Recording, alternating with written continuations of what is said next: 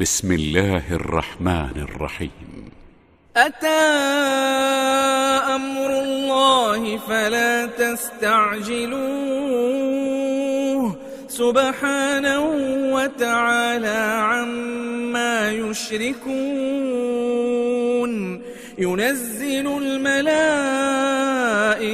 بالروح من أمره على من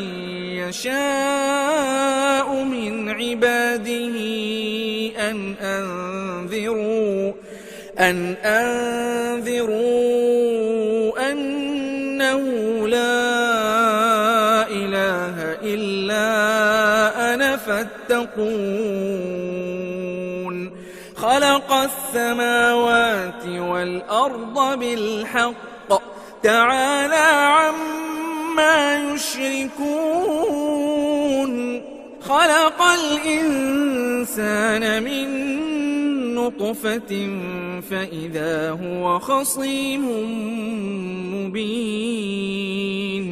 والأنعام خلقها لكم فيها دفء ومنافع ومنها تأكلون.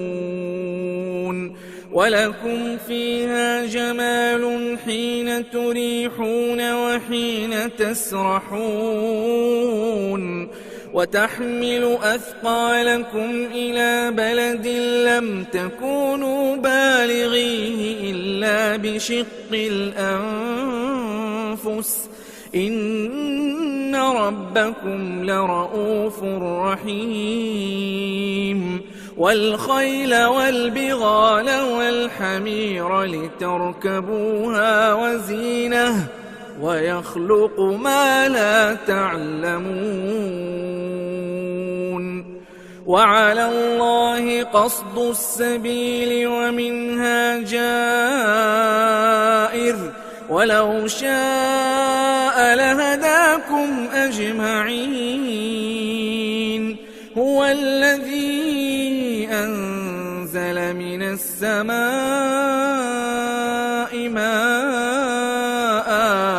لكم منه شراب ومنه شجر فيه تسيمون. ينبت لكم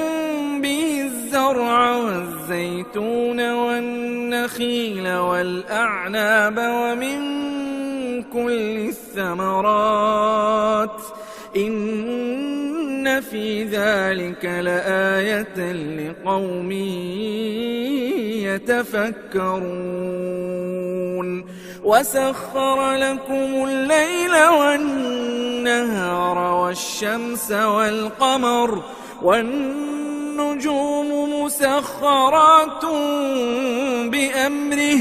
إن في ذلك لآيات لقوم يعقلون. وما ذرأ لكم في الأرض مختلفا ألوانه إن في ذلك لآية لقوم يذكرون. وهو الذي سخر البحر لتأكلوا منه لحما طريا وتستخرجوا منه حلية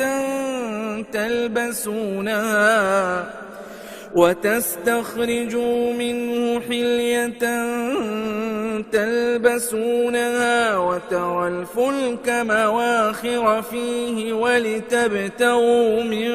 فضله ولعلكم تشكرون.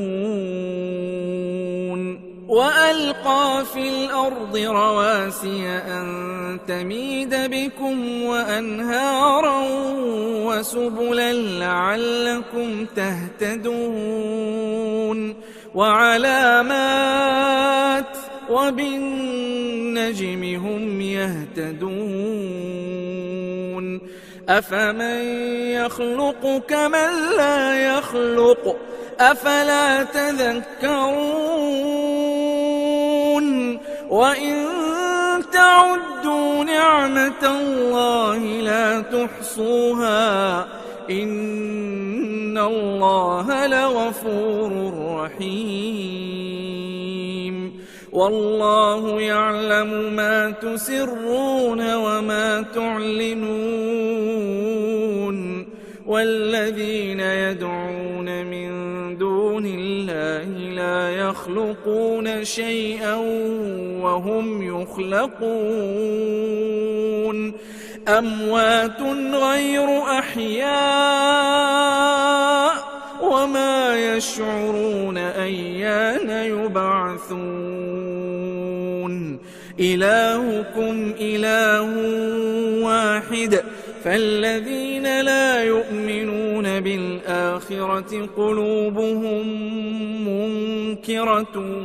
وهم مستكبرون لا جرم أن الله يعلم ما يسرون وما يعلنون إنه لا يحب المستكبرين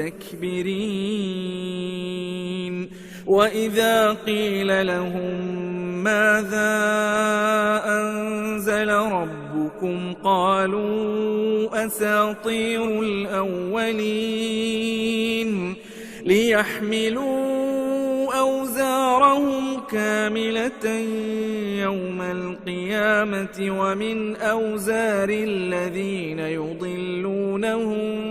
بغير علم ألا ساء ما يزرون قد مكر الذين من قبلهم فأتى الله بنيانهم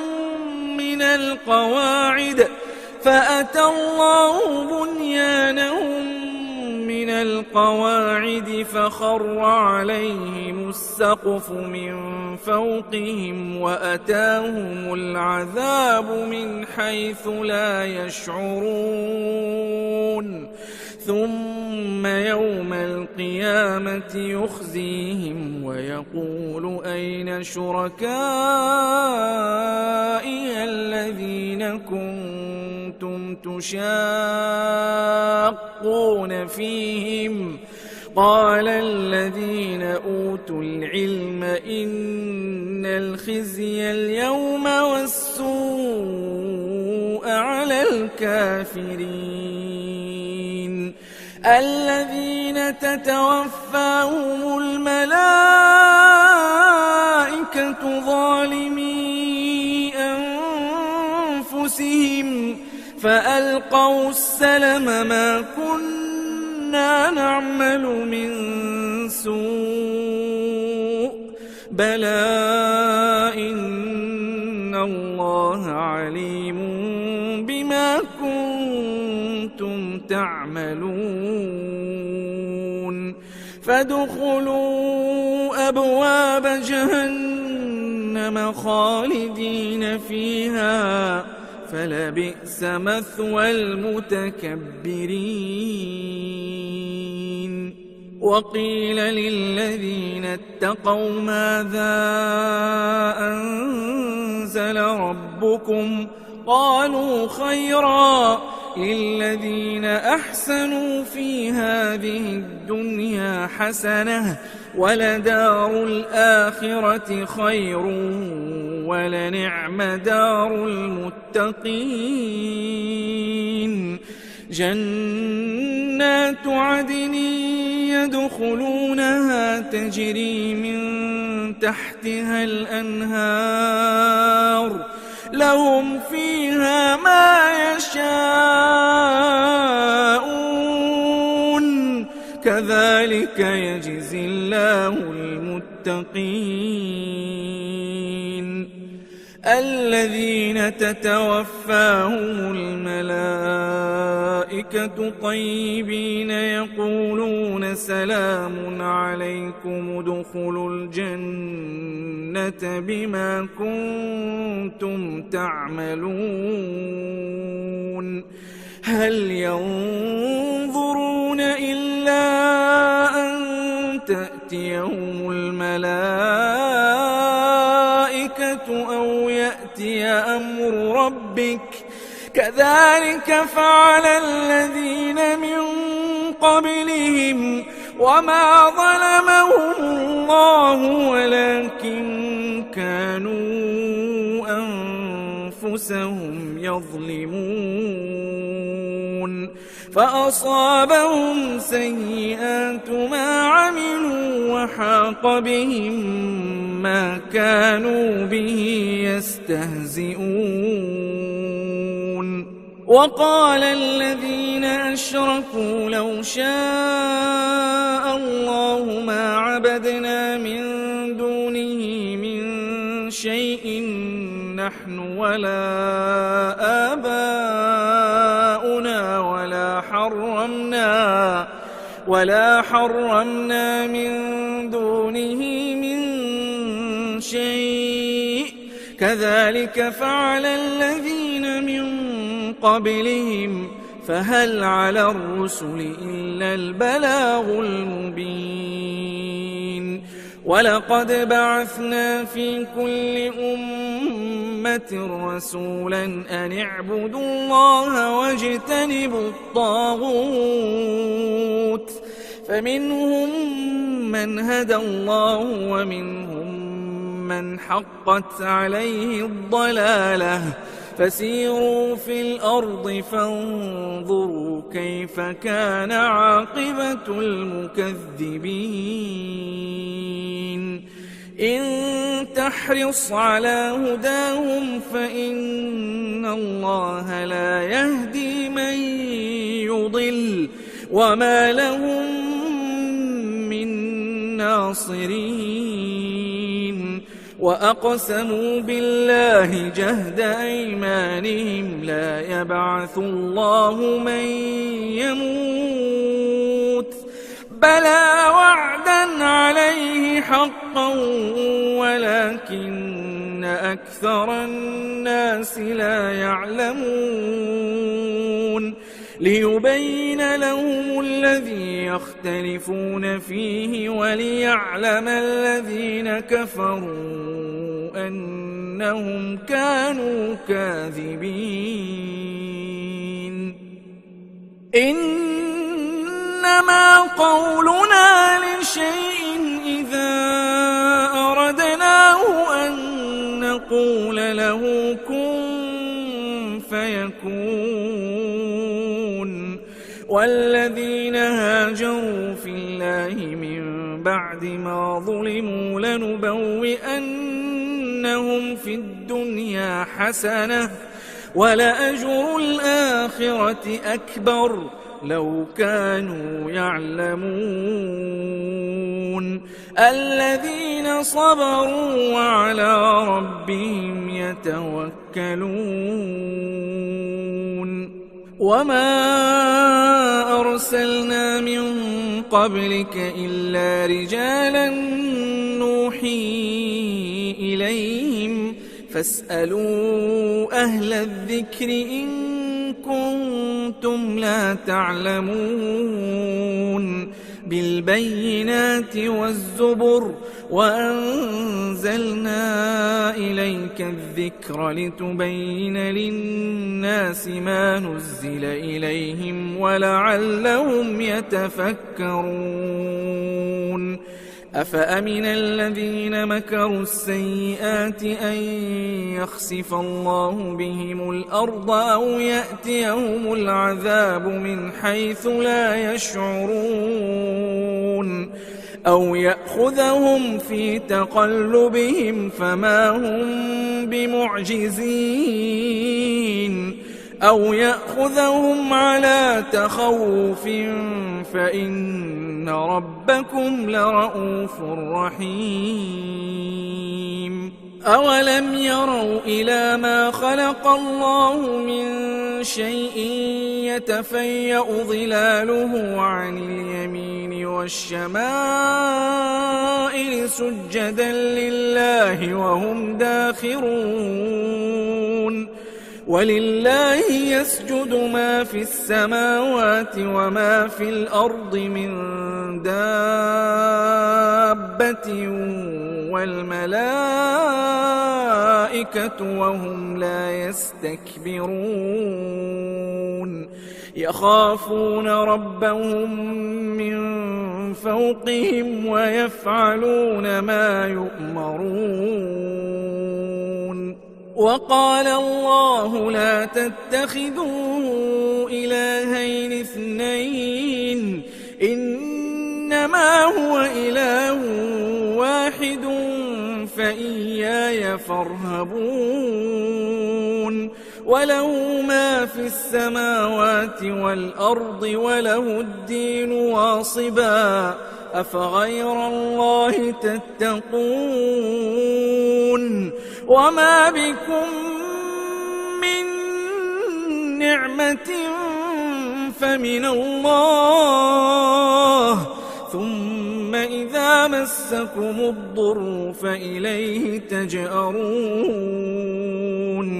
ثم إذا كشف الضر عنكم إذا فريق منكم بربهم يشركون. ليكفروا بما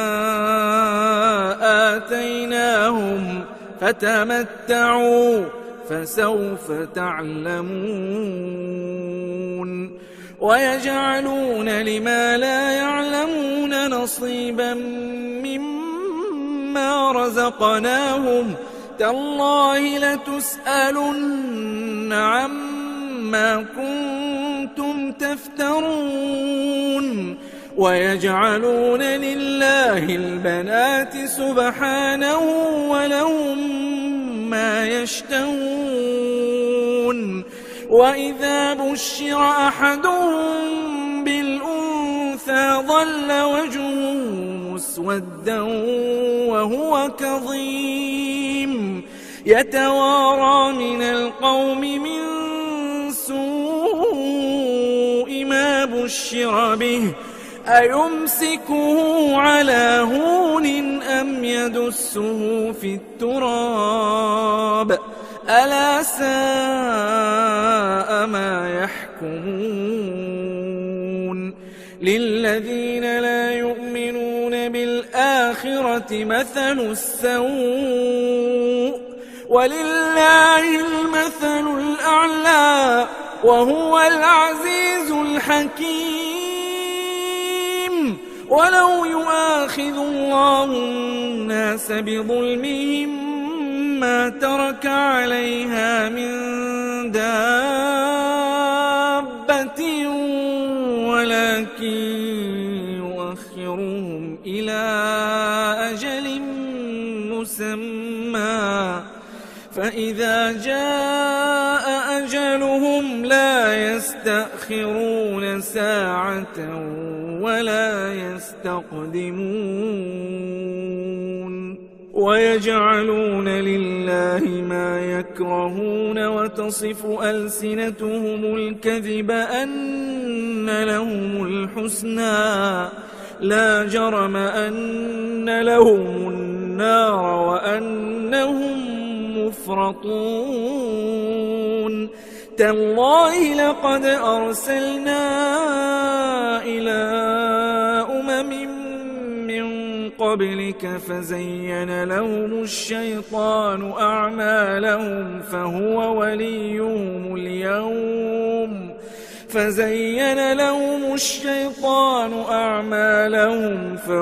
وليهم اليوم ولهم عذاب أليم. وما أنزلنا عليك الكتاب إلا لتبين لهم الذي اختلفوا فيه وهدى ورحمة لقوم يؤمنون. والله أنزل من السماء ماء فأحيا به الأرض بعد موتها إن في ذلك لآية لقوم يسمعون. وإن لكم في الأنعام لعبرة نسقيكم مما ما في بطونه من بين فرث ودم لبنا خالصا سائغا للشاربين ومن ثمرات النخيل والأعناب تتخذون منه سكرا ورزقا حسنا إن في ذلك لآية لقوم يعقلون وأوحى ربك إلى النحل أن اتخذي من الجبال بيوتا ومن الشجر ومما يعرشون ثم كلي من كل الثمرات فاسلكي سبل ربك ذللا يخرج من بطونها شراب مختلف ألوانه فيه شفاء للناس إن في ذلك لآية لقوم يتفكرون والله خلقكم ثم يتوفاكم ومنكم من يرد إلى أرذل العمر لكي لا يعلم بعد علم شيئا إن الله عليم قدير والله فضل بعضكم على بعض في الرزق فما الذين فضلوا براد رزقهم على ما ملكت أيمانهم فهم فيه سواء أفبنعمة الله يجحدون والله جعل لكم من أنفسكم أزواجا وجعل لكم من أزواجكم بنين وحفدة ورزقكم من الطيبات أفبالباطل يؤمنون وبنعمة الله هم يكفرون ويعبدون من دون الله ما لا يملك لهم رزقا من السماوات والأرض شيئا ولا يستطيعون فلا تضربوا لله الأمثال إن الله يعلم وأنتم لا تعلمون ضرب الله مثلا عبدا مملوكا لا يقدر على شيء ومن رزقناه منا رزقا حسنا فهو ينفق منه سرا وجهرا هل يستوون الحمد لله بل أكثرهم لا يعلمون وضرب الله مثلا رجلين أحدهما أبكم لا يقدر على شيء وهو كل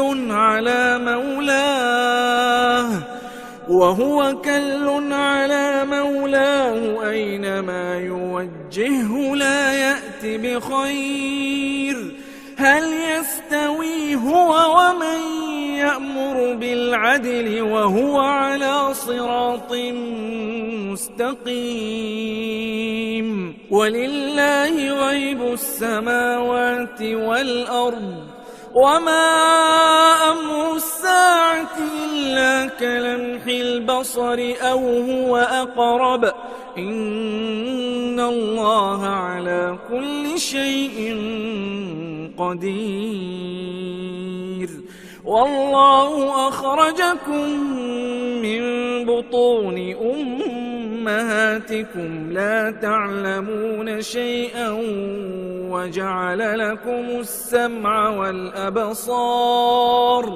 وجعل لكم السمع والأبصار والأفئدة لعلكم تشكرون ألم يروا إلى الطير مسخرات في جو السماء ما يمسكهن إلا الله إن في ذلك لآيات لقوم يؤمنون والله جعل لكم من بيوتكم سكنا وجعل لكم من جلود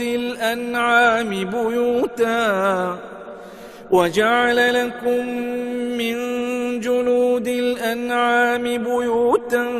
تستخفونها يوم ظعنكم ويوم إقامتكم ومن أصوافها وأوبارها وأشعارها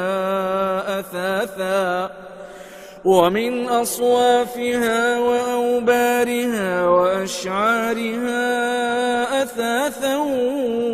ومتاعا إلى حين والله جعل لكم مما خلق ظلالا وجعل لكم من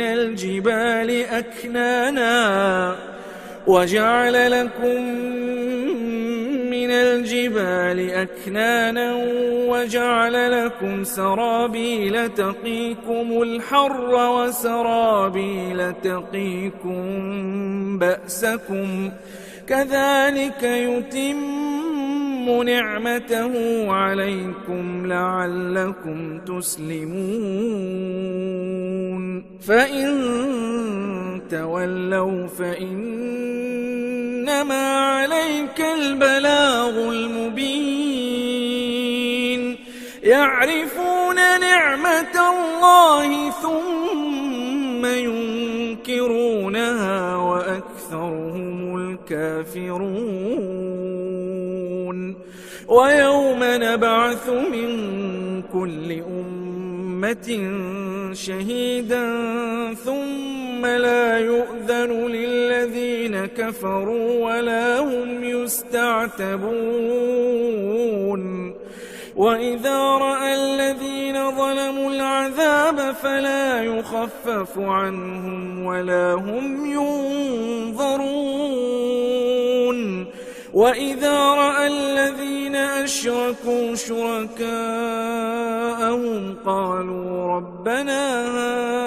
هؤلاء شركاؤنا الذين كنا ندعو من دونك فألقوا إليهم القول إنكم لكاذبون وألقوا إلى الله يومئذ السلم وضل عنهم ما كانوا يفترون الذين كفروا وصدوا عن سبيل الله زدناهم عذابا فوق العذاب بما كانوا يفسدون ويوم نبعث في كل أمة شهيدا عليهم من أنفسهم وجئنا بك شهيدا على هؤلاء ونزلنا عليك الكتاب تبيانا لكل شيء وهدى ورحمة وبشرى للمسلمين إن الله يأمر بالعدل والإحسان وإيتاء ذي القربى وينهى عن الفحشاء والمنكر والبغي يعظكم لعلكم تذكرون وأوفوا بعهد الله إذا عاهدتم ولا تنقضوا الأيمان بعد توكيدها وقد جعلتم الله عليكم كفيلا إن الله يعلم ما تفعلون ولا تكونوا كالتي نقضت غزلها من بعد قوة أنكاثا تتخذون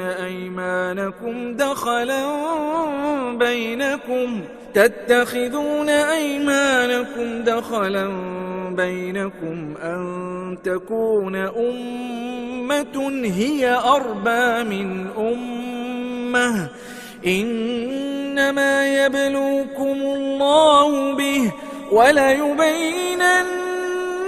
لكم يوم القيامة ما كنتم فيه تختلفون ولو شاء الله لجعلكم أمة واحدة ولكن يضل من يشاء ويهدي من يشاء ولتسألن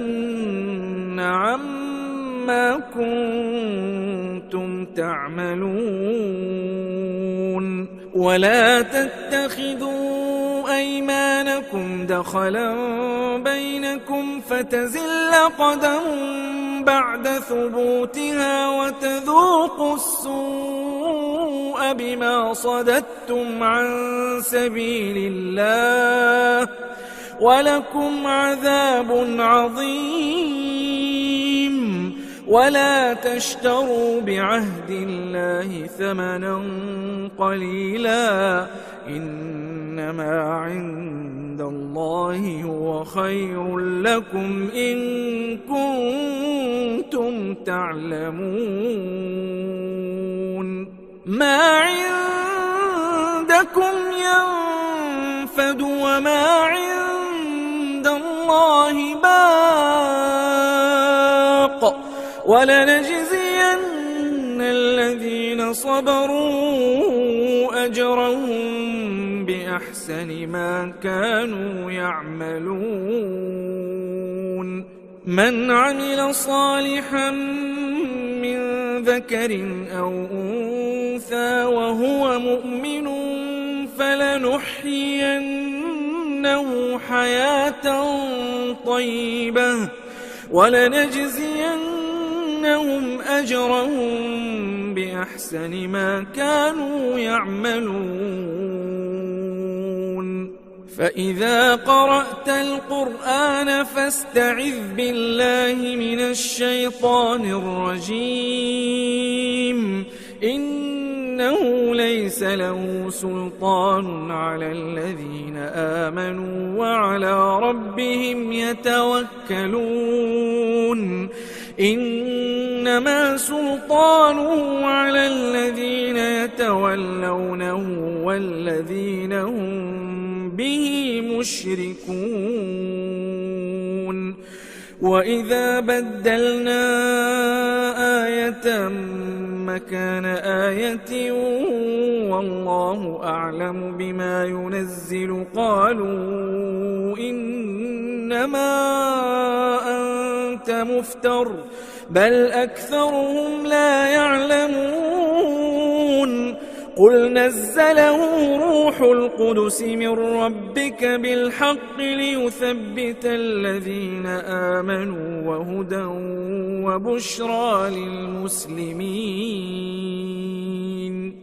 ولقد نعلم أنهم يقولون إنما يعلمه بشر لسان الذي يلحدون إليه أعجمي وهذا لسان عربي مبين إن الذين لا يؤمنون بآيات الله لا يهديهم الله ولهم عذاب أليم إنما يفتح يفتري الكذب الذين لا يؤمنون بآيات الله وأولئك هم الكاذبون. من كفر بالله من بعد إيمانه إلا من أكره وقلبه مطمئن بالإيمان ولكن من شرح